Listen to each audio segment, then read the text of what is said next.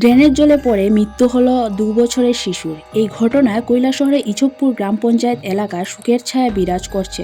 গৌরনগর ব্লকের অধীন ইছবপুর গ্রাম পঞ্চায়েতের ৫ নং ওয়ার্ডে পাখিরবাদা এলাকার স্থায়ী বাসিন্দা আরিজ আলীর বাড়ির সামনে বিগত ১ মাস ধরে রাস্তার কাজ চলছিল।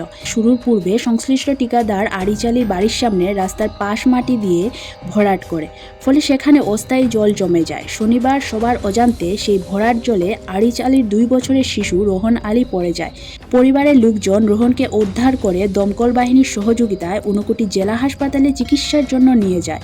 জেলা হাসপাতালে কর্তব্যরত চিকিৎসক ধ্রুপদ দাস প্রাথমিক চিকিৎসার পর জানান যে রোহন আলী মৃত।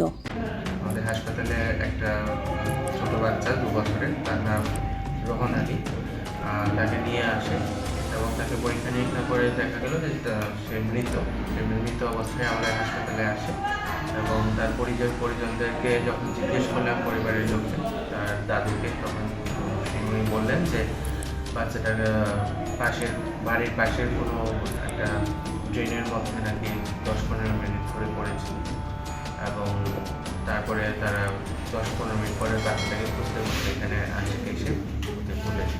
স্যার, এটাকে হসপিটালে নেওয়ার আসার আগেই মারা গিয়েছিল? মানে আমি যখন দেখলাম ইমার্জেন্সিতে আসলো তখন অলরেডি বাচ্চা তখন